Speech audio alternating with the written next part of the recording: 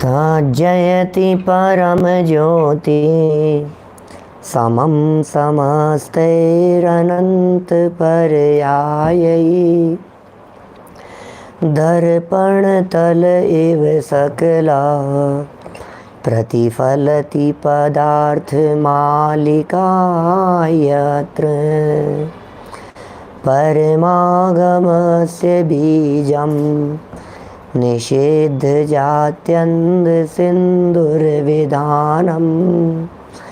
सकल नय विलसितानां विरोध मथनं नमाम्यनेकान्तं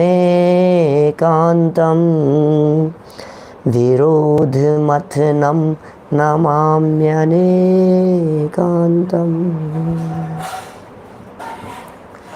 पुरुषार्थ सिद्धि उपाय नामक यह ग्रंथ है आचार्य अमृतचंद्र स्वामी के द्वारा निकला गया अमृत। बहुत सुंदर और मार्मिक चर्चाएं यहाँ चल रही थी और आपको ध्यान होगा कल हम यहाँ उत्तम ब्रह्मचर्य के संदर्भ में चर्चा कर चुके हैं। ब्रह्म माने आत्मा, चर्य माने चरण करना, आत्मा में चरण करना, उसका नाम है ब्रह्मचर्य। आत्मा क्या है और उसमें कैसे चरण किया जाता है। आत्मा में चरण करें सो सच्चा ब्रह्मचर्य है, लेकिन आत्मा को जाने नहीं उसके ब्रह्मचर्य सच्चा होता नहीं। बाहर में स्त्री संपर्क से या पुरुष संपर्क से या परस्पर होने वाले अनुराग से दूर रहने की प्रेरणा यहाँ अमृतचंद्राचार्य देव ने दी और बहुत ज़रूरी है ये। जब तक उसका दृढ़ता से पालन नहीं होगा तब तक ये ब्रह्मचर्य घात करने वाला है, नुकसान पहुंचाने वाला है, परिणाम बिगड़ने वाला है। दूसरा, इसमें हिंसा का दोष द्रव्य और भाव प्रकार से जो कहा है वह भी उसमें शामिल है, गर्भित है। आज तो चर्चा हमें यहाँ करनी है परिग्रह के बारे में। क्या है परिग्रह, सच्चा परिग्रह कैसे कहें। बहुत सुंदर परिभाषा। आप सोचिए यदि अमृतचंद्राचार्य देव नहीं होते ना तो हम इस गहराई में जाकर के परिग्रह के बारे में नहीं सोच पाते। ये जो परिभाषा अमृतचंद्राचार्य ने दी है ये अमृतचंद्राचार्य की देन है इस युग को। परिग्रह के नाम पर धन दौलत वैभव की ही चर्चा करते रहते। परिग्रह के नाम पर यही कहते रहते, धन मत जोड़ो, परिग्रह मत जोड़ो, पैसा मत जोड़ो, जमीन जायदाद नहीं हो। ज़रूरत से ज़्यादा, आवश्यकता से ज़्यादा अनाप शनाप रुपया पैसा धन दौलत वैभव आदि को जोड़ना ये परिग्रह कहलाता है। इतना ही समझते हम और यही समझा था हमने तो आज तक। सच सच बतलाओ, दिल पर हाथ रख करके कहो, यदि आपसे आज हम यह पूछते कि परिग्रह किसका नाम है तो फिर आप क्या जवाब देते या आपके अंतर में क्या आता। सिर्फ परिग्रह के बारे में चर्चा चल रही होती, दुनिया में कोई भी व्यक्ति तुमसे पूछे परिग्रह के बारे में तो आप क्या जवाब देंगे। हर व्यक्ति एक ही जवाब देगा, क्या, अरे धन दौलत वैभव ये तो परिग्रह थे। कितना परिग्रह है, कितना परिग्रह है, क्या माने क्या। इसको ऐसा लगता है ये परिग्रह, ये परिग्रह, ये परिग्रह, सारी दुनिया भर में तुम्हारे को परिग्रह परिग्रह नजर आ रहा है। अरे परिग्रह बाहर में नहीं होता, परिग्रह अंदर में होता है। ये अमृतचंद्राचार्य सिखा रहे हैं। यदि आचार्य देव नहीं होते तो हम भी सिर्फ पैसे जोड़ने कोई परिग्रह समझ, क्या करोगे इतना परिग्रह इकट्ठा करके। आपस में एक दूसरे के ऊपर कमेंट करते हुए देखे जाते हैं, अरे भाई साहब इतना पैसा है, क्या करोगे यार, इतना इकट्ठा करके कहाँ ले जाओगे। कमेंट करते हैं एक दूसरे के ऊपर हंसी मजाक करते हुए। स्वाध्याय भवन से बाहर निकलने के बाद जब कभी वैराग्य की चर्चाएं चली हो तो बाहर निकलने के बाद लोग इस प्रकार के कमेंट कर देते हैं, अरे यार क्या करोगे, कहाँ ले जाओगे इतना सारा, इतने पैसे को। सुनो अमृतचंद्राचार्य क्या कह रहे हैं। पेज नंबर निकालो 135, 135 नंबर का पेज। लगभग आधा अपना ये ग्रंथ हो रहा है यहाँ। 135 नंबर पेज, 111 नंबर का श्लोक, परिग्रह पाप का स्वरूप। या मूर्छा नामेयं विज्ञातव्यं परिग्रहो हेष मोहोदयादुदीर्णो मूर्छा तु ममत्व परिणाम है। गुजराती में 92 पेज नंबर पर है। क्या कहा साहब? मूर्छा तु ममत्व परिणाम है। वाह। पुरानी पुस्तकों में 91 पेज है, गुजराती में अभी क्या बतलाया मैंने वो है, और नई पुस्तकों में 135 नंबर पेज है। कुछ भी हो, श्लोक नंबर तलाशिए आप, तो श्लोक नंबर 111 है। क्या कह रहे हैं? यह जो मूर्छा है इसे ही परिग्रह जानना चाहिए। क्या? ये जो मूर्छा है ना, मूर्छा, अब बहुत सारे लोग कहेंगे मूर्छा क्या चीज़ है, मूर्छा क्या होता है, मूर्छा किसे कहते हैं? मूर्छा जानते हैं आप? मिर्गी का रोग, मिर्गी जैसी आ जाती है, बेहोश पड़ जाता है, मूर्छित हो गया। रामायण महाभारत का जो युद्ध रावण के साथ में हुआ, उसमें हमने जाना कि वो लक्ष्मण जी मूर्छित हो गए। मूर्छा क्या है? मूर्छित हो गए माने मूर्छा, बेहोश, मदहोशी की हालत, बेहोशी की हालत, वो कहलाती है मूर्छा। अब इस मूर्छा को और क्लियर करेंगे यहाँ धर्मचंद जी साहब, अभी इसको और क्लियर करेंगे मूर्छा को। खुद कह रहे हैं अमृतचंद्र स्वामी, यह जो मूर्छा परिग्रह है, यह जो मूर्छा है, इसे ही निश्चय से परिग्रह जानना चाहिए। तू माने और मोहोदयात, मोह के उदय से उदीर्ण है, उत्पन्न हुआ, ममत्व परिणाम है मूर्छा। ममत्व परिणाम ही मूर्छा है। मैंने पहले तो परिग्रह की परिभाषा बतलाई, मूर्छा परिग्रह कह करके, यहाँ नाम नहीं दिया इस तरह का। यहाँ तो लिखा है मूर्छा, तो सेकंड वर्ड है और सेकंड लास्ट वर्ड है फर्स्ट लाइन का, परिग्रहो। तो मूर्छा नामेयम परिग्रहो, मूर्छा का नाम परिग्रह है, ये बात यहाँ कही। लेकिन जो उमा स्वामी आचार्य है ना, तत्वार सूत्र करने वाले, लिखने वाले, उन्होंने परिग्रह की परिभाषा ही ये बतलाई है, मूर्छा परिग्रह है। उन्होंने मूर्छा को परिग्रह कहते हैं, बस ये उनकी व्याख्या है, ये उनकी परिभाषा है, मूर्छा को कहते हैं परिग्रह। अब यहाँ आचार्य देव कह रहे हैं कि मूर्छा किसका नाम है, ये बताओ। तो इन्होंने स्पष्ट कर दिया, भाई मोह का उदय होता है ना, मोह का उदय, इस मोह के उदय से जो वस्तुओं के प्रति तन्मयता होती है, आसक्ति होती है, अपनापन होता है, उसका नाम मूर्छा है। पर वस्तुओं के प्रति आसक्ति का नाम मूर्छा है, आत्मा में आसक्ति का नाम मूर्छा नहीं है। आत्मा में आसक्ति तो जागृति होती है, आत्मा में आसक्ति को तो जागृति कहते हैं। पर में मूर्छा जो होती है वो परिग्रह कहलाता है। इसलिए पर के प्रति मूर्छा का तो त्याग करना है, अपने प्रति मूर्छा का त्याग नहीं करना है। बहुत सुंदर चर्चाएं हैं, बड़ी अद्भुत व्याख्याएं हैं, अद्भुत विवेचनाएं हैं। टीका पढ़ता हूँ, क्लियर होगी बात। माने धन परिग्रह नहीं है, पैसा परिग्रह नहीं है, संपत्ति परिग्रह नहीं है। तो साहब ये तो मज़ेदार बात कह दी पंडित जी आज तो आपने। हम खाम में डर रहे थे, इतना परिग्रह इकट्ठा हो जाएगा, इतना परिग्रह इकट्ठा हो जाएगा, इतना पैसा इकट्ठा हो जाएगा, इतना वैभव हो जाएगा हमारे पास में, हम ज़बरदस्ती डर रहे थे। आज आपने हमारा पूरा डर निकाल दिया। अब हम निर्भीकता से कितना भी जोड़ेंगे, क्योंकि इसका नाम तो परिग्रह है ही नहीं। सब कुछ रखेंगे और फिर भी परिग्रह से रहित कहलाएंगे कि भाई साहब आप क्या सोच रहे हो, ये क्या कह रहे हैं आचार्य देव। यहाँ आचार्य देव ने मूर्छा कहा है, मूर्छा, और मूर्छा को तो परिग्रह कहा और मूर्छा का लक्षण बतला दिया ममत्व। ममत्व बोलो, ममत्व परिणाम है या नहीं है? ममत्व परिणाम तो इतना पाया जाता है, अपनापन तो इतना पाया जाता है इस परिग्रह के साथ में। कहता है ये मेरा था, ये मेरा है, ये मेरा होने वाला है। लो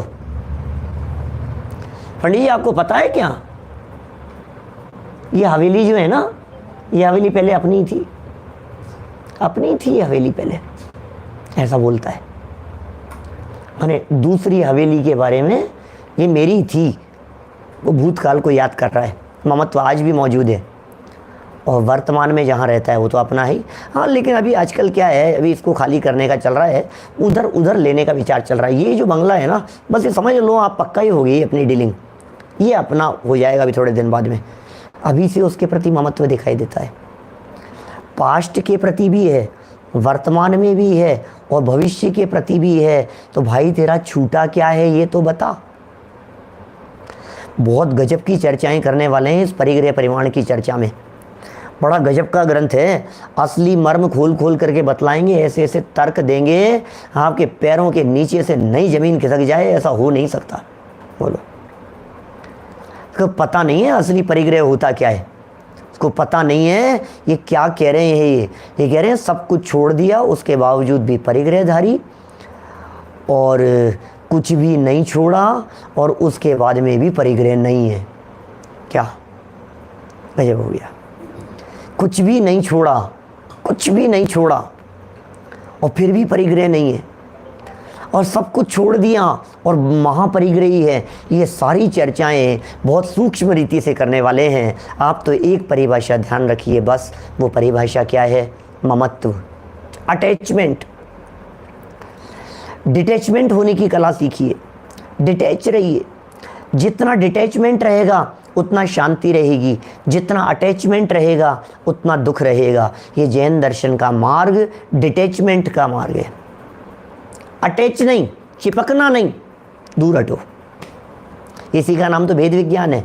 ये जुड़े, इसका नाम अभेद, और ये न्यारे न्यारे हैं, इसका नाम है भेद, और इसकी जानकारी वो है भेद विज्ञान। उसको जानना बस, ये मेरा नहीं है, इतने से जानने में परिग्रह से रहित हो गए आप।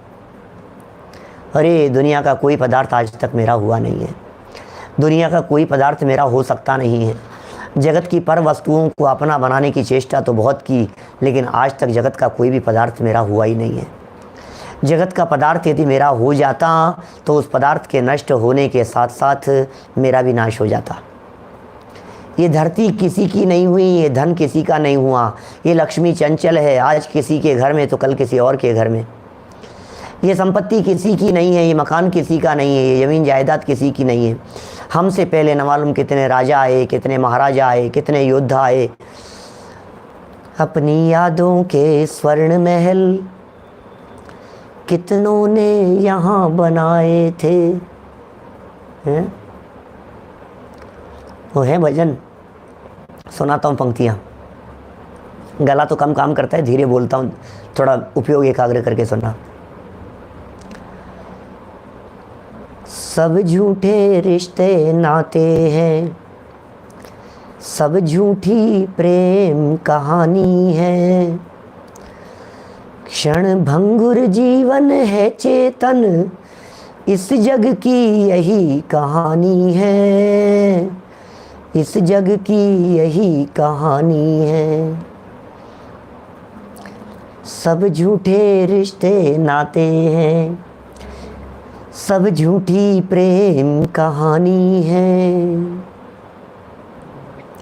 ये तो है मुखड़ा, अंतरा बोलता हूँ। अर्जुन और भीम सदृश योद्धा इस जगती तल पर आए थे। कौन? अर्जुन भीम जैसे बड़े बड़े योद्धा। अर्जुन और भीम सदृश योद्धा इस जगती तल पर आए थे। अपनी यादों के स्वर्ण महल कितनों ने यहाँ बनाए थे। कल जुबा जुबा के किस्से थे, आज एक खंडहर के हिस्से हैं। जग के वैभव का हाल है ये, सब जीते जी के किस्से हैं। जग के वैभव का हाल है ये, सब जीते जी के किस्से हैं। बोलो, ये धरती मेरी है, राजा कहता है मेरी है, मिनिस्टर कहता है मेरी है, मुख्यमंत्री जी कह रहे हैं हमारी है, ये राजस्थान हमारा है, और प्रधानमंत्री जी कह रहे हैं पूरा देश मेरा है।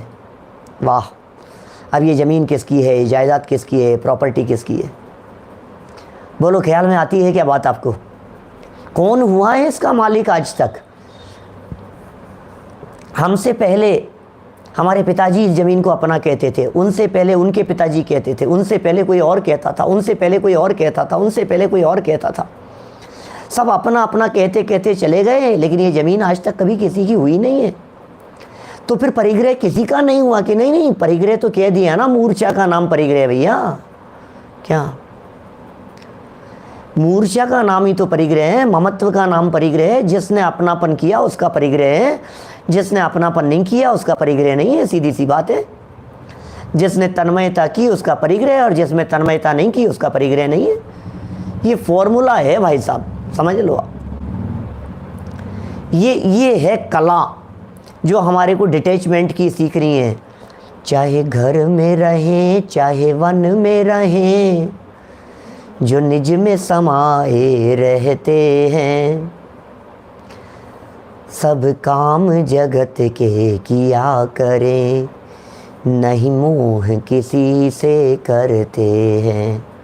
बोलो, मोह किसी से नहीं करते हैं, सारे जगत के काम करते हैं। अरे बड़े बड़े राजा महाराजा, चक्रवर्ती जैसे सम्राट, सम्यक दृष्टि हो, भेद विज्ञानी हो, घर में रहते हो, 96,000 रानियों के साथ में रहते हो, 96,000 महलों में रोजाना रहते हो, लेकिन उसके बावजूद भी तन्मयता नहीं है। इसलिए हमसे कम परिग्रही हैं और हम ज़्यादा परिग्रही हैं। ये बात यहाँ मूर्छा के माध्यम से आचार्य देव बतलाना चाहते हैं। क्या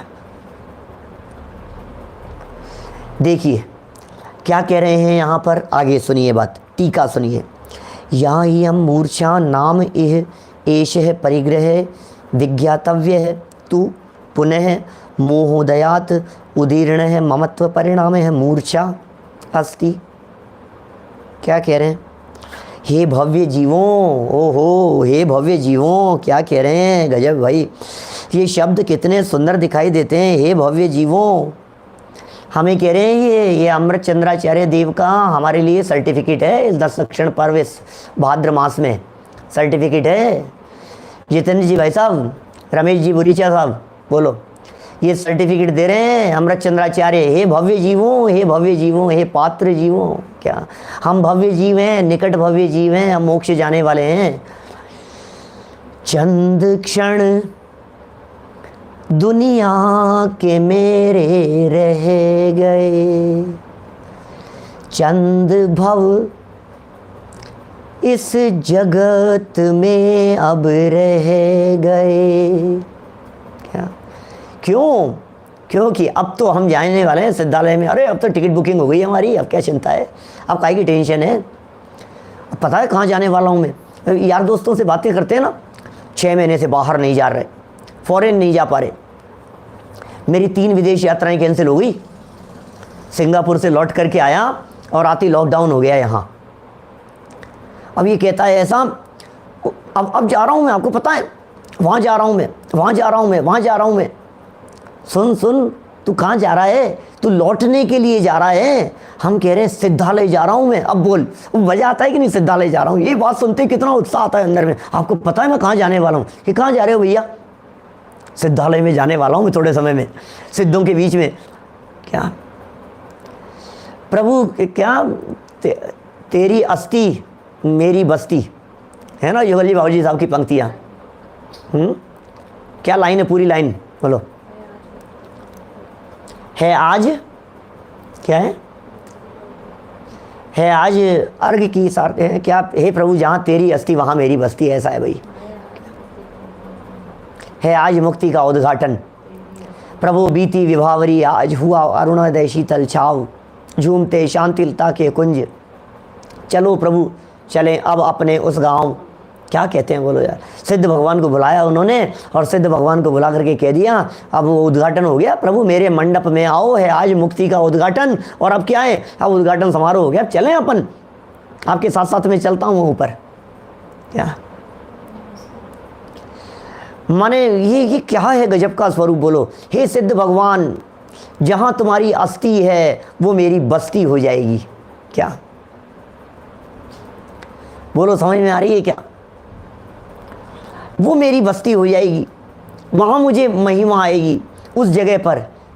है आज अरे अर्घ की सार्थकता, तेरी अस्थि मेरी बस्ती। धन्यवाद, धन्यवाद साहब जगनेश भाई, आपसे ही उम्मीद थी, इतना फास्ट लिख करके दे दोगे। क्या कहा? है आज अर्घ की सार्थकता, तेरी अस्थि मेरी बस्ती, जहाँ आपकी अस्थि है वहाँ मेरी बस्ती हो जाएगी प्रभु। ये सार्थकता है। बोलो, इतनी खुशी होनी चाहिए, मैं आने वाला हूँ वहाँ, सिद्धालय में आने वाला हूँ मैं, सिद्ध बनने वाला हूँ मैं। और बाकी ये सब परिग्रह, ये जगत, ये कौन किसका, सब छोड़ छोड़ करके जिसे जाना है, इसे क्या अपना कहें हम। देखिए हे भव्य जीवों, पर भव्य सुनते ही चित्त उछलना चाहिए। जहाँ जिनागम में, जहाँ जिनवाणी में भव्य शब्द एकदम सुनने को मिले, वहाँ आपका मन प्रफुल्लित हो जाना चाहिए। बाबूजी कहते हैं 36 हाथ का सीना हो जाना चाहिए, ऐसी छाती चौड़ी हो जानी चाहिए। मुझे भव्य कह करके पुकारा है। ओहो, तीर्थंकर परमात्माओं की दिव्य ध्वनि में, उनकी वाणी में, ऐसे वीतरागी दिगंबर संतों ने उनकी वाणी का अनुसरण करते हुए मुझे भव्य कह करके पुकारा है। ओहो, मुझ में कुछ पात्रता देखी होगी, इसलिए मुझे भव्य कहा है। ये जिनवाणी की चर्चा पढ़ने वाले, सुनने वाले हैं कितने, मतलब हम कौन हैं बोलो, ये हमें नहीं पता। ये आचार्य देव कह रहे हैं कि तुम भव्य हो। हमारे तो ऐसे प्रश्न होते हैं, पंडित जी मैं अभव्य हुआ तो मेरे क्या, मरे मरे जाए और हैं रोते रोते जाए और मरे की खबर लाए। ऐसी बात है, क्या करता है तू। हम अभव्य हुए तो, अरे हमने सुना है पंडित जी, अभी किसी का प्रश्न था मेरे पास में थोड़े दिन पहले, बोले पंडित जी वो अभव्य भी तो हो सकते हैं ना, क्या करें, इसका कोई लक्षण है क्या, अभव्यों को कैसे पहचानेंगे। हमने सुना है जो अभव्य होते हैं ना वो प्रायोग्य लब्धि तक भी चले जाते हैं। ये तो बहुत कठिन बात हो गई भाई, अभी तो हमारे प्रायोग्य लब्धि का ठिकाना ही नहीं है, और प्रायोग्य लब्धि तक भी पहुंच जाए फिर भी अभव्य हो जाएं। हो भैया बहुत डर लग रहा है हमारे को, तो क्या होगा हमारे। अरे तेरे को आचार्य देव भव्य कह रहे हैं तो चिंता मत कर, ऐसा प्रायोग्य लब्धि, अरे क्या प्रायोग्य लब्धि तक कोई नहीं पहुंचता है अभव्य जीव प्रायोग्य लब्धि तक। डर निकाल दे अपने दिमाग से चेतन भाई, डर निकाल दो, कोई अभव्य नहीं। अभव्य किसे कहते मालूम है, कर्णानुयोग सूक्ष्म से सूक्ष्म बातों को पकड़ता है, और इतनी सूक्ष्म बातों को पकड़ता है कि असंख्यात जीवों में से यदि एक जीव भी प्रायोग्य लब्धि तक पहुंच गया, अभव्य जीव, असंख्यात में कोई एक अभव्य जीव पहुंचता है प्रायोग्य लब्धि तक, तो भी पता है कर्णानुयोग क्या कहता है, अभव्य जा सकता है भैया, जा सकता है। एक जीव, असंख्यात में से कोई एक जीव, सोचो प्रायोग्य लब्धि तक, अभव्य, असंख्यात अभव्य की बात कर रहा हूं मैं। असंख्यात अभव्य जीवों में से कोई एक जीव क्षेयोपशम विशुद्धि देश नौ प्रायोग्य तक पहुंच गया, और सम्यक तो नहीं लेगा क्योंकि वो अभव्य है। तो इसलिए ये भाई कर्णानुयोग तो धर्म कांटा है, इतना बारीकी में जाकर के पकड़ता है। तो कर्णानुयोग ने तो पकड़ लिया। कोई अभव्य जीव जिनवाणी नहीं सुनते हैं, अभव्य जीवों को नहीं सुहाती है जिनवाणी की चर्चा। हम में पात्रता देख करके कह रहे हैं यहाँ पर अमृत चंद्राचार्य देव, उमाकांत जी साहब, हम में पात्रता है, हम भव्य हैं, और भव्य नहीं निकट भव्य हैं हम। एक तरफ तो ये भव्य कह रहे हैं, दूसरी तरफ वो भव्यता का लक्षण, सबकी सुनी हुई बातें, जो पद्मनंदी पंचविंशतिका की जो पंक्तियाँ हैं जिसमें स्पष्ट शब्दों में कह दिया उन्होंने, तत्प्रति प्रीति चित्ते न ये न वार्तापि ही श्रुता निश्चितम से भवित भव्यो भावी निर्वाण भाजनम। भावी निर्वाण भाजनम, निर्वाण भाजनम भी बड़ा गजब का शब्द दिया उन्होंने। निर्वाण के पात्र हैं हम सब, अरे सिद्ध बनने वाले हैं। ओहो मैं किससे दुश्मनी करूं, ओहो मैं किससे शत्रुता रखूं, ओहो भैया क्या ये मेरी पत्नी, ये बच्चे, ये सब सिद्धालय में जाने वाले हैं। हम लोग, सब लोग, हमारे पूरी की पूरी टोली, हम सब सारे मुमुक्षु, सब साधर्मी, सब सिद्धालय में जाने वाले हैं। हम किससे बैर करें, हम किससे दुश्मनी करें, हम किससे नाराजगी व्यक्त करें, सब सिद्धालय में बैठ करके आनंद सुख का उपभोग करने वाले हैं। क्या धन के लिए, क्या पैसे के लिए, क्या प्रॉपर्टी के लिए, ये परिग्रह की बात कर रहा हूं मैं। धन, पैसा, प्रॉपर्टी, धिक्कार है इस प्रॉपर्टी को, धिक्कार है इस संपत्ति को, जिस संपत्ति की वजह से हमारा मनमुटाव होता है। धिक्कार है इस प्रॉपर्टी को जो भाइयों के अंदर झगड़े करा देती है। धिक्कार है, हमें नहीं चाहिए ऐसी प्रॉपर्टी। हम तो दोनों भाई सिद्धालय में जाकर के विराजमान होने वाले हैं। इस प्रॉपर्टी को कौन भोगेगा, भोगने वाले भोगते रहेंगे। हम सिद्धालय में जाकर के आत्मा के अतीन्द्रिय सुख का उपभोग करेंगे, आनंद सुख का उपभोग करेंगे। भैया हम कुछ अलग जीव हैं क्या, हमारी दशा कुछ और है, हम कहीं अलग और अलग जाने वाले हैं।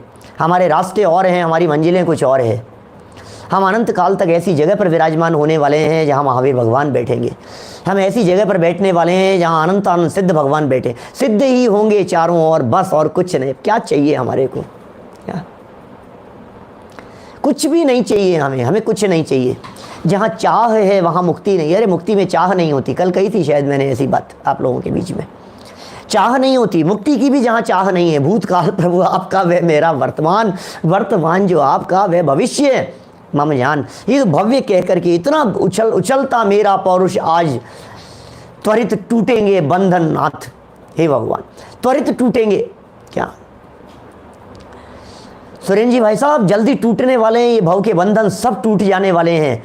अब लंबा समय नहीं है, अब हमारा संसार लंबा नहीं है, अब लंबे समय तक संसार में रुलना नहीं है हमारे को, अब सुहाता नहीं है। यहाँ पर घर नहीं सुहाता, गृहस्थी नहीं सुहाती, परिवार नहीं सुहाते हैं, ये जंजाल दिखते हैं, ये सब छोड़ करके चलो ऊपर, सब चलो, सब मिलकर के साथी चलो, पत्नी भी, बच्चे भी, भाई बहन भी, सब। लेकिन सुनो, वहाँ भाई बहन का राग नहीं होगा, ये ध्यान रखना। वहाँ पत्नी परिवार का राग नहीं होगा। वो जगह कैसी होगी है जहाँ अनंत आनंद सिद्ध भगवान एक दूसरे के साथ में बैठे हुए हैं, एक दूसरे के साथ में बैठे हुए हैं, लेकिन एक दूसरे की खबर नहीं है, एक दूसरे की झोली में झांक करके देखते नहीं है। कैसे सिद्ध भगवान, कौन किसकी तरफ देखे। एक सिद्ध भगवान को अपने ही असंख्यात प्रदेशों में बैठे हुए दूसरे सिद्ध भगवान के आत्मा में झांकने की फुर्सत नहीं है। एक सिद्ध भगवान जहां बैठे हैं वही दूसरे सिद्ध भगवान उसी में ऐसे ऐसे बिल्कुल घुस करके बैठे हैं, बिल्कुल सेम प्रदेश, प्रदेश भेद भी नहीं है। आकाश के प्रदेशों की दृष्टि से देखा जाए तो प्रदेश भेद नहीं है। एक माही एक राजे, एक माही अनेक नो, एक अनेक की नहीं संख्या, एक अनेक की नहीं संख्या, नमो सिद्ध निरंजनो। अनंत एक में एक विराजमान होने वाले ऐसे सिद्ध भगवान। अब उन्हें कौन बगल में कौन आकर के बैठ गया, अच्छा संजीव गोदा है, अरे क्या लेना देना, कौन संजीव गोदा, किससे क्या लेना देना है हमारे। मैं भी आत्मा और तुम भी आत्मा, और अपने आत्मा का उपभोग करो। फुर्सत कहाँ है दूसरे की तरफ देखने की। दूसरे की तरफ देखने से तो चले जाता है आनंद भाई साहब। लोकालोक को देखते नहीं है, झलकता होगा लोकालोक, परवाह नहीं है लोकालोक को देखने की, चिंता नहीं है, विकल्प नहीं है, क्यों देखूं मैं लोकालोक को। अरे जब मुझ में अनंत गुण और अनंत वैभव मेरे पास में है, अरे मुझे मेरे वैभव से फुर्सत नहीं मिलती, मैं तुम्हारी तरफ क्यों देखूंगा। दूसरे की थाली में वो देखता है जिसकी खुद की थाली में माल नहीं होता है। यहाँ तो माल है मेरे पास में। बाहर में परिग्रह के प्रति आसक्ति उसे नज़र आती है भाई साहब, क्या उसे आसक्ति नज़र आती है जिसे वहाँ सुख नज़र आता है। जब परिग्रह में सुख नहीं है, जब संयोगों में सुख नहीं है, जब बाहर में सुख नहीं है, जब बाहर में आनंद नहीं है, जब है नहीं बाहर में आनंद, तो क्यों दृष्टि जाए उधर, भीतर का आनंद दिखाई देता है। जब अंदर में आता है आनंद तो दृष्टि हटती है बाहर से, क्यों जाएगी बाहर। अनंत अनंत काल तक दृष्टि अंदर से बाहर निकलती ही नहीं है। क्या चमत्कार है भाई साहब, ये कैसा चमत्कार है। ऐसे कहते हैं चमत्कार होता क्या है। चमत्कार आत्मा ही आत्मा का परिग्रह है, परद्रव्य परिग्रह की क्या जरूरत है। खुल करके चर्चा करने वाले हैं अमृत चंद्राचार्य देव, समय सार के टीकाकार हैं। समय सार के निर्जरा अधिकार में परिग्रह का एक बहुत जबरदस्त प्रकरण दिया है, आपको पता होना चाहिए।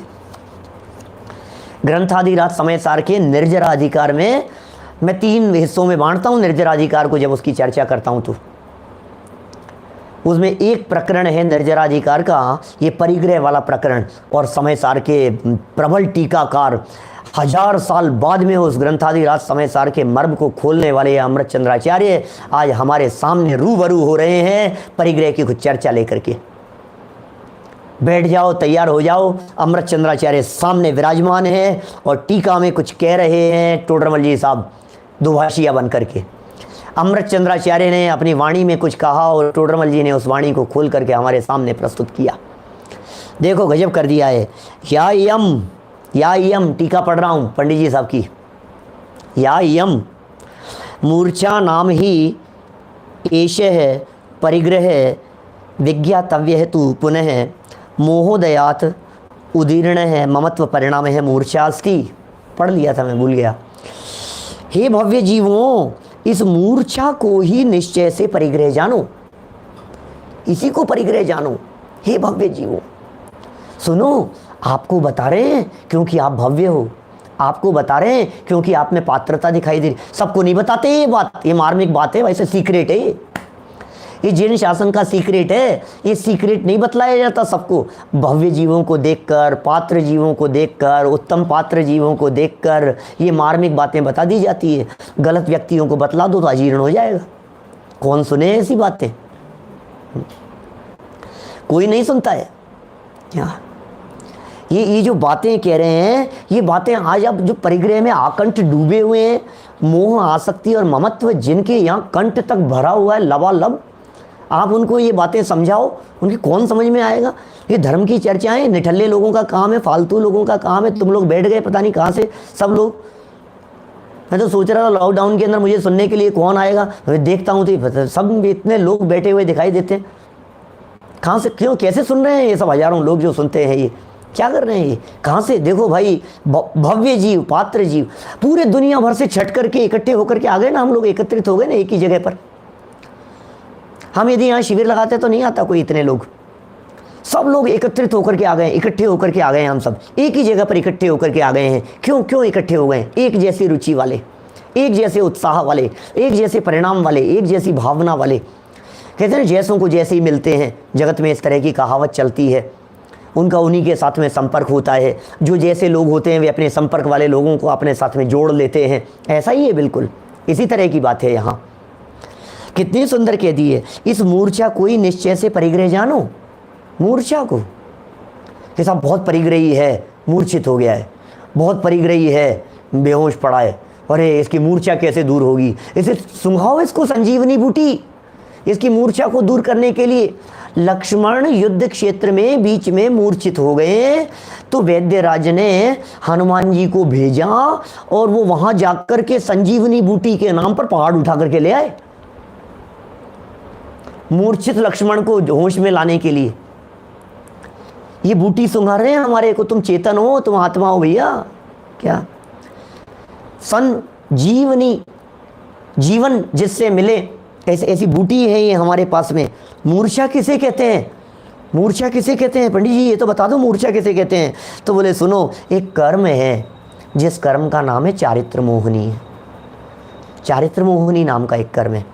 बोले क्या होता है चारित्र मोहिनी नाम का कर्म। बोले चारित्र को विचलित करता है, चारित्र में व्यवधान पैदा करता है, चारित्र में चंचलता पैदा करता है। क्या देवेंद्र भाई, चारित्र जो है ना, उस चारित्र में हलचल पैदा कर देता है, कषायों से तरंगित कर देता है। क्रोध, मान, माया, लोभ, हास्य, रति, अरति, शोक, भय, जुगुप्सा, स्त्रीवेद, पुरुषवेद, नपुंसकवेद, क्या जैसे मूर्छा उत्पन्न करता है। ये चंचल हो जाता है, ये देखता है, आसक्त हो जाता है, स्त्री को देख करके आसक्त हो गया, पुरुष को देख करके आसक्त हो गया, विकारी हो जाता है। अरे धिक्कार है ऐसी परिणति को।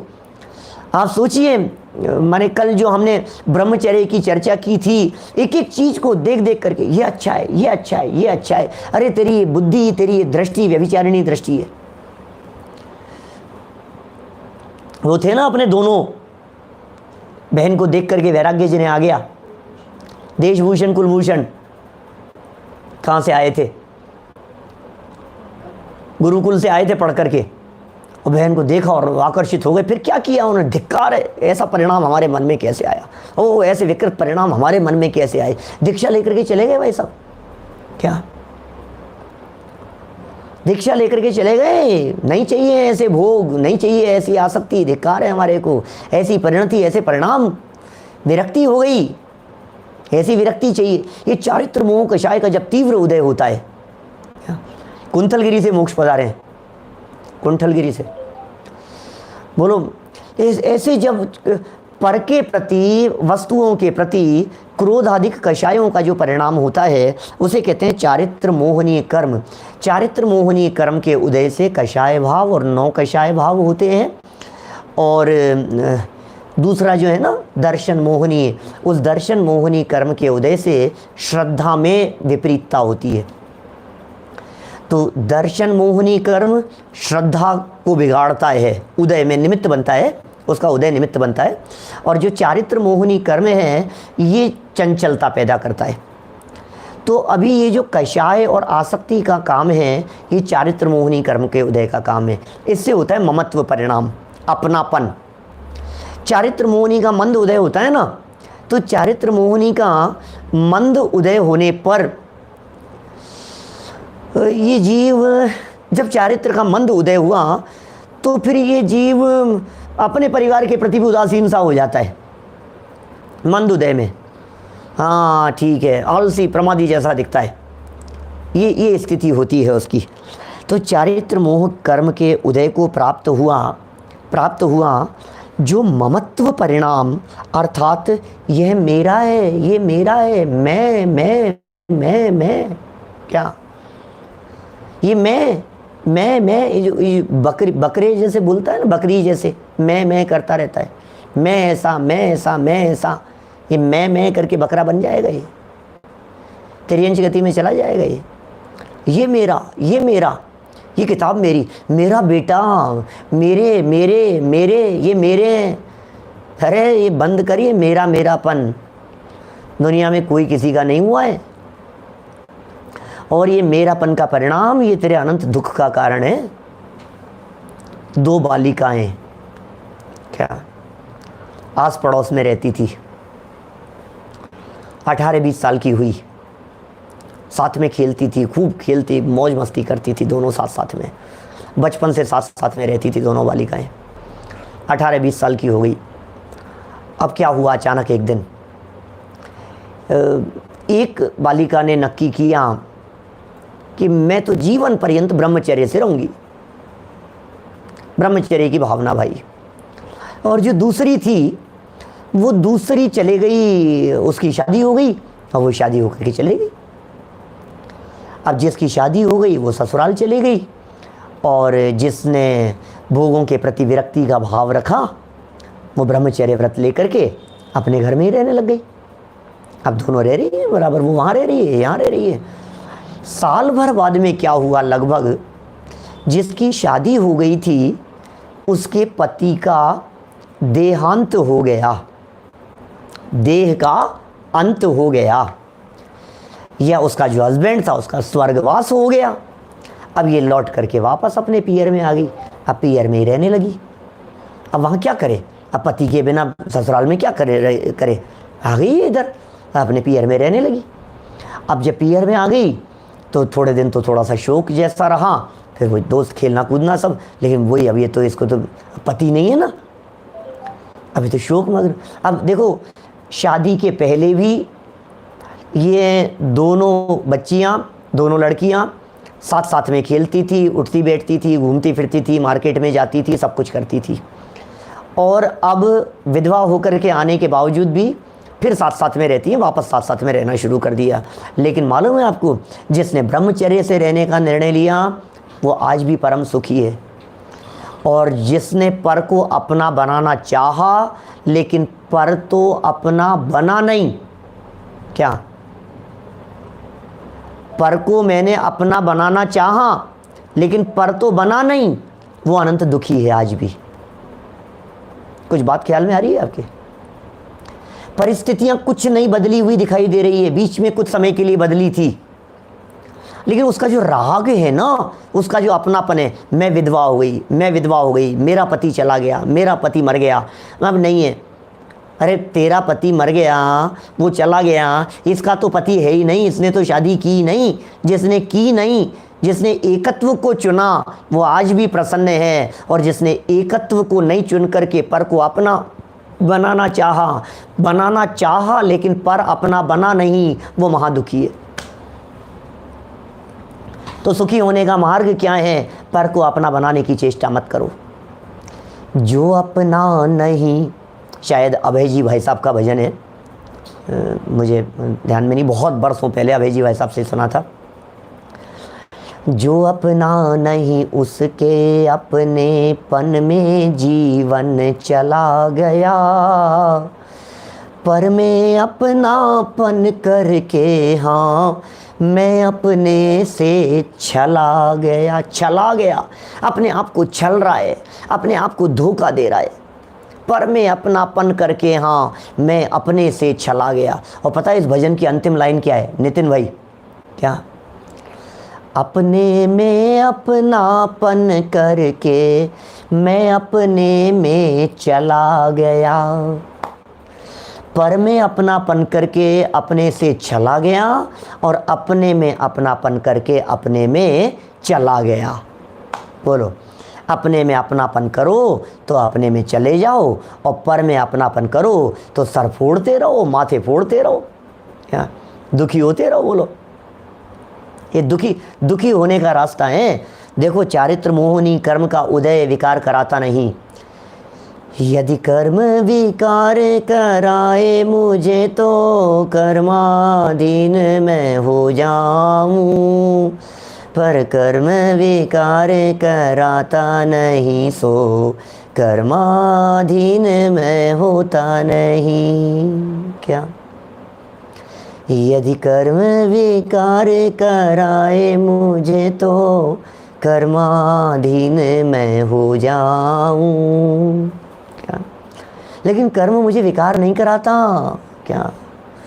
टोडरमल जी की याद करो मोक्ष मार्ग प्रकाशक की पंक्तियां। स्वयं तो मेहनत बने रहना चाहता है, अपना दोष कर्माधिक पर लगाता है। क्या? 311 पेज है शायद, 311 13। बोलो। स्वयं तो मेहनत बने रहना चाहता है, अपना दोष कर्माधिक पर लगाता है। मैं क्या करूं? कर्म का उदय। मैं क्या करूं? कर्म का उदय। चारित्र मोहनी कर्म का उदय। पंडित जी मैं क्या करूं? ऐसे ही कर्म का उदय। हमारे तो ऐसे ही कर्म का उदय। मैं क्या करूं? ऐसे तीव्र क्रोध कर्म का उदय आता है कि गुस्सा आ जाता है। अरे कंट्रोल कर, क्या गुस्सा आ जाता है? मेरे तो चारित्र मोहनी कर्म का उदय है, इसलिए गुस्सा आ जाता है। मैं क्या करूं? स्वयं तो मेहनत बने रहना चाहता है, दोष कर्म के ऊपर लगा रहा है। जैन दर्शन में, जैन मत विषय इस प्रकार की अनीति नहीं चलेगी। किसको धोखा दे रहा है, किसको बेवकूफ़ बना रहा है? ये बेवकूफ़ बनाने का काम नहीं है। संभाल अपने आप को, चारित्र मोहनी कर्म के उदय को संभाल, कषायों को संभाल, घमंड को हावी मत होने दे अपने आप के ऊपर, चढ़ने मत दे। तेरे जैसे सैकड़ों आए हैं यहाँ और चले गए हैं। समझता क्या है अपने आप को? बहुत बड़ा विद्वान हो गया हूँ। कौन किसको किसकी बात कर रहा है? बहुत बड़ा पैसे वाला हो गया हूँ मैं, बहुत प्रॉपर्टी है मेरी, आपको पता है? सुन, अरे आपको पता है कितने लोग मेरे निर्देशन में चलते हैं? आपको पता है मेरी एक आवाज़ के ऊपर इतने लोग झूमते हैं? आपको पता है? अरे क्या पता है? सब पता है हमारे को। 5660 आ चुके हैं यहाँ, हज़ारों लाखों आए न मालूम इस धरती तल पर। अभी तो सुनाया था मैंने आपको। अर्जुन और भीम सदृश योद्धा इस जगती तल पर आए थे, अपनी यादों के स्वर्ण महल कितनों ने यहाँ बनाए थे। कल तक तो क्या हालत थी उनकी, जुआ जुआ के किस्से थे, और आज क्या हालत है? खंडहर के हिस्से हैं, खंडहर के हिस्से। क्या? बोलो। जग के वैभव का हाल है ये, सब जीते जी के किस्से हैं। जग के वैभव का हाल है ये, समझ लो जग के वैभव का हाल है ये। आज पत्नी छोड़ करके चले गई, आज हस्बैंड छोड़ करके चले गए।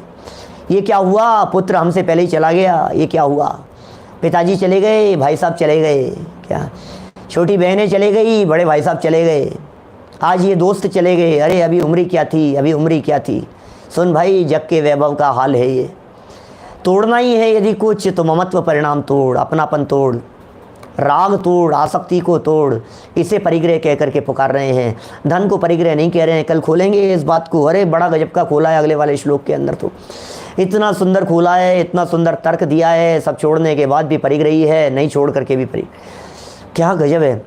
ये तर्क हैं, यदि ये तर्क नहीं होते तो शायद हम परिग्रह के अंदर की गहराई को नहीं समझ पाते। क्या होता है सच्चा परिग्रह? बाहर को छोड़ छोड़ करके हम ये समझ लेते हैं कि हम परिग्रह से रहित हो गए। अनंत बार छोड़ा है ऐसा परिग्रह। पर को तो अनंत बार छोड़ा है, लेकिन पर में एकत्व बुद्धि को आज तक कभी नहीं छोड़ा। और पर को तू क्या छोड़ेगा? हम क्या छोड़ेंगे? आप क्या छोड़ेंगे भाई साहब परिग्रह को? एक समय ऐसा आएगा, एक काल रूपी काल मृत्यु, मौत, काल रूपी एक लुटेरा ऐसा आएगा जो सब कुछ एक झटके से लूट करके ले जाएगा। बोलो। छोड़ देंगे, हाँ हमने छोड़ा, छोड़। तुम क्या छोड़ोगे? छूट जाएगा सब झटके से। टिकाते टिकाते भी नहीं टिकेगा, बचाते बचाते भी नहीं टिकेगा, रुकेगा नहीं। बच्चे पोते रोते रहेंगे, दादाजी दादाजी पापा जी क्या हुआ? रोक लो, डॉक्टर साहब बचा लो, इनको बचा लो। खुद कहेगा कुछ नहीं, चल दिए अब तो निपट गए, हो गया, काल पूरा हो गया भाई साहब। चलो ये सब इतना सारा परिग्रह, मेरा मेरा मेरा, रोता रहे मेरा। अब दूसरे आ गए मेरा करने वाले। ठीक है? अरे शब्द कितने सुंदर देते हैं सच में, ऐसा लगता है झकझोर देने वाली पंक्तियां हैं। चिंतन जियो इन पंक्तियों को, तो जिंदा दिली से जियो, मज़े से जियो। ये तत्व ज्ञान मिल गया है। स्वतंत्रता से जियो, स्वाधीनता से जियो। आज सुबह की ना मैंने चर्चा स्वतंत्रता दिवस के रूप में। ये स्वाधीनता का आनंद लो, मस्ती से, मौज मस्ती से। ओहो, पर में मुझे चलानी नहीं है और पर की मेरे ऊपर चल नहीं सकती है। मैं किसके ऊपर चलाऊं और क्यों चलाऊं भाई साहब, बोलो। चारित्र मोहनी कर्म के उदय को प्राप्त हुआ जो ममत्व परिणाम। क्या है ममत्व परिणाम? अर्थात यह मेरा है ऐसा परिणाम, ये मेरा है ऐसा परिणाम, वही मूर्छा है। अब बोलो, आपको लगता है हम मूर्छा में? आपको लगता है हम बेहोशी में? आपको लगता है हम गहल में? आपको लगता है हम मूर्छित होकर के पड़े हुए हैं? अरे नहीं नहीं पंडित जी, हम तो जागृत हैं, क्या बात कर रहे हो, हम तो बिल्कुल होशो आवाज़ में सुन रहे हैं, बिल्कुल आपकी बात एक एक वाक्य समझ में आ रहा है पंडित जी, हमारे को हर बात समझ में आ रही है, बिल्कुल हमारे को सब सुन रहे हैं, आप जो सुना रहे हो सारी बातें बराबर हमारे ख्याल में आ रही है। क्या ख्याल में आ रही है? ये आचार्य देव कह रहे हैं मूर्छा में पड़ा है, मूर्छित पड़ा है। जिसे अपने चेतन के चेतनत्व की खबर नहीं है वो मूर्छा में, वो मूर्छित है। जिसे अपने आप की खबर नहीं है, जो अपने आप को नहीं पहचान पा रहा है, वो मूर्छित है, उसे मूर्छा कहते हैं। क्या मूर्छित है ये व्यक्ति, नशे में है ये व्यक्ति, बेहोश है ये व्यक्ति, इसे होश नहीं है। होश में आओ, चेतन अपनो रूप निहारो, नहीं गोरो नहीं कालो, चेतन अपनो रूप निहारो। भैया अपनी चेतना को पहचानो, अपनी चेतना को जागृत करो। मैं चैतन्य आत्म तत्व त्रिकाली ध्रुव ज्ञान का घन पिंड इस देह देवालय में देह से भिन्न अछूता अंदर में मौजूद हूँ, विराजमान हूँ, भरा पूरा हूँ।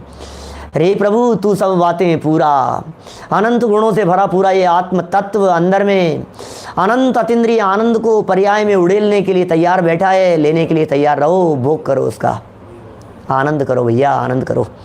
यह आनंद का मार्ग है। थोड़ी बात कही है, बहुत समझ लेना, खूब मस्ती से ये जीवन मिला है हमारे को, ये तत्व ज्ञान मिला है, ऐसे वीतरागी संतों का आशीर्वाद मिल गया है, भव्य उपमा मिल गई है, सर्टिफिकेट मिल गया है। सर्टिफिकेट को संभाल करके रखना कि मैं भव्य हूँ, और काम ऐसे करना जो भव्य जीवों जैसे हो। अभव्यों जैसे काम मत करना, भव्य जीवों जैसे काम करेंगे। हमारे काम ऐसे होंगे जिसे देख करके दुनिया कहेगी ऐसे होते हैं भव्य जीव, ऐसे होते हैं मुमुक्षु, ऐसे होते हैं आत्मार्थी, ऐसे होते हैं भाई साहब। तो इस तरह से हम सभी अपना जीवन सफल और सार्थक करें। इन परिभाषाओं को और इन बातों को जानकर सुनकर, लंबी चर्चा है, अभी तो लंबी चलने वाली है, अभी 10 लक्षण के पहले तो चलेगी। मुझे लगता है यही परिग्रह की चर्चाएं खूब करेंगे। आनंद से जुड़े रहिए, लगे रहिए, औरों को प्रेरणा देते रहिए, सुनते रहिए, सुनाते रहिए। फिर मिलेंगे कुछ मिनटों बाद में आपसे एक नई चर्चा को लेकर के, अनंत भक्ति भावना, 16 कर्ण भावनाओं के रूप में। निज निधि निज में बताई, यह अनंत उपकार है, उसके लिए जिन वाणी माँ को वंदना शत बार है, वंदना शत बार है। नमो मुकार मंत्र। नमो हरिहंताणम।